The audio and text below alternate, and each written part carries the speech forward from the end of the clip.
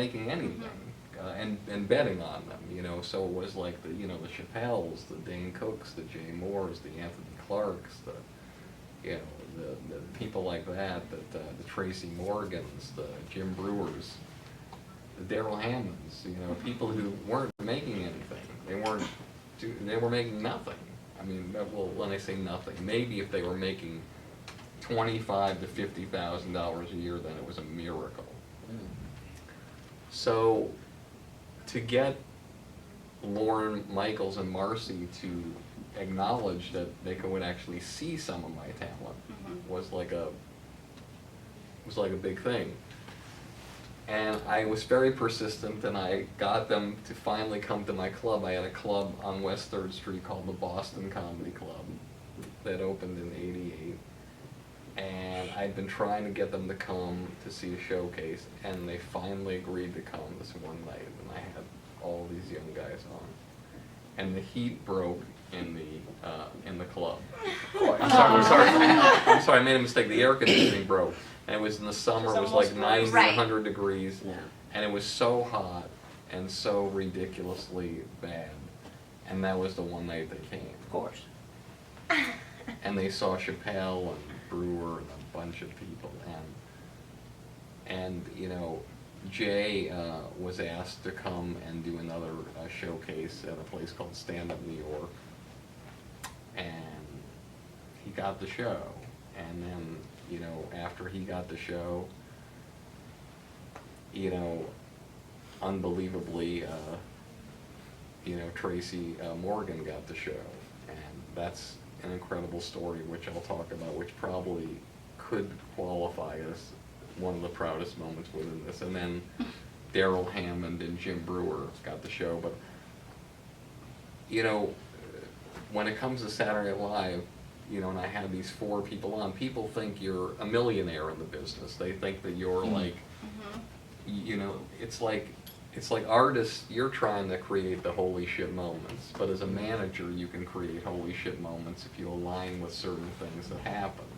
So if somebody exceeds all expectations and an artist gets to a certain place that they're not supposed to be ahead of somebody, and they say, well, who represents that person? Well, it's Barry Katz, and then it's like, holy shit, what happened there?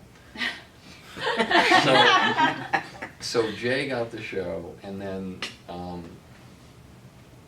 the story with Tracy was just an incredible story where after Jay got the show, they started going to me to find acts. They knew I had these young acts that were, and so that year I had 7 people testing out of 16.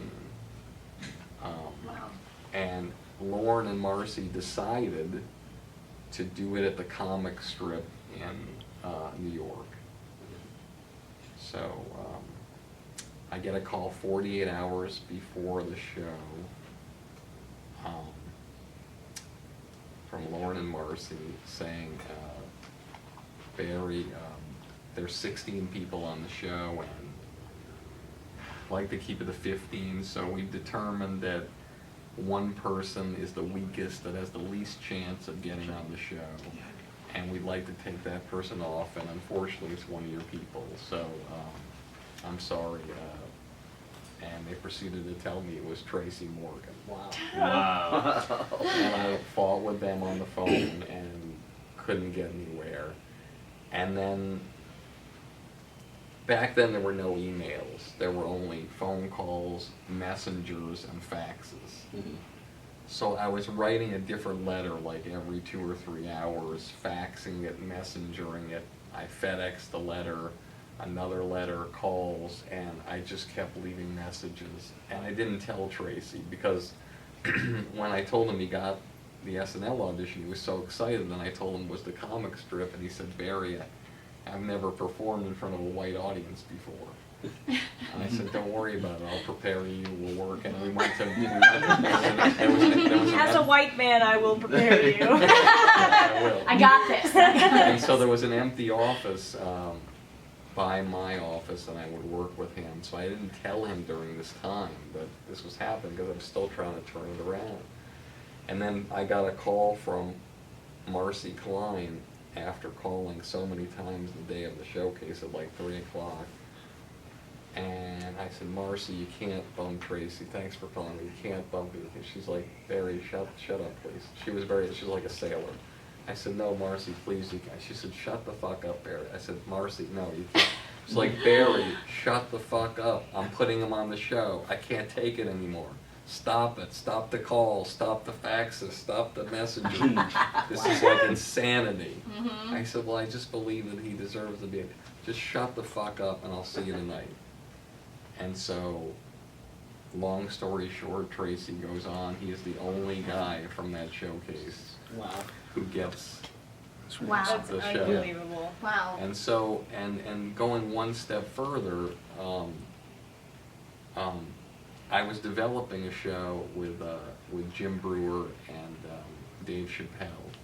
It was the highest budgeted show in television history at that time. It was a home improvement spin-off. It was called Buddies, and it was Chappelle and Jim Breuer, which that's a longer story telling how it came to that with the ups and the downs of the business. So they do 6 episodes, and the show is about to air that Wednesday. There's full-page ads in TV Guide, and Jim invites his whole family to celebrate at the taping on Tuesday and stay over and watch Wednesday. And I get a phone call from his lawyer saying, Barry, I have to tell you, they're firing Jim. They're retooling the show. They're pulling the show from the schedule. I said, stop fucking around. I said, there's a full-page ad in the TV Guide. I mean, we just shot this episode. It was great. The crowd went crazy. Barry, they've made their decision, and they've decided to lose like literally $12 million, retool, recast, and that's the story. I So said, you just never know then. You just have never no know. idea. And so You've already shot I'm on the it, phone and I'm looking out through the, because I brought the phone into the bathroom, and I'm looking out, I'm seeing Jim in the room celebrating his family. Oh my god. Oh my god. And I'm like, Deb, I said to the lawyer, I said, you want to tell him? She's like, no, I gotta go to this meeting. Of course. No, of course, so. Yeah. So you get to tell the good news and the So bad I news told Jim that, yes. all the time. So I had to tell Jim that he was fired, and with all the family and everything, I had to tell Dave. But the fascinating thing was getting him Saturday Night Live 4 months later. Great. Mm-hmm. Wow. And so, and with the help of a really wonderful woman at NBC who is incredible, who is no longer working at network television. And so, to me, I'd say everything that happened with SNL in those years, including having Dane Cook host the premiere episode of I think it was the 35th season or whatever, and then come back 9 months later to host again, and being the highest rated shows of the year. To me, those are the things, everything happening with SNL, to me, were the proudest moments, even though technically they shouldn't be the proudest moments, because again, you know, you got 4 people on SNL, people think you're a millionaire. What they don't realize is that there's a contract that they give you, and it doesn't matter if you have the highest paid, best lawyer in the world, or you have, you know, Ed's lawyer doing it. Nothing changes in the contract. Mm-hmm. So these guys were making like $5,000 an episode for 20 episodes. And so what's that, $48,000? So $48,000 in commissions as a manager. My rent at the New York office was $60,000. Wow. So here I was, everybody thought that things were like amazing, but the artists were making the money. You know, NBC was doing well, and they were exploiting the talents of those actors.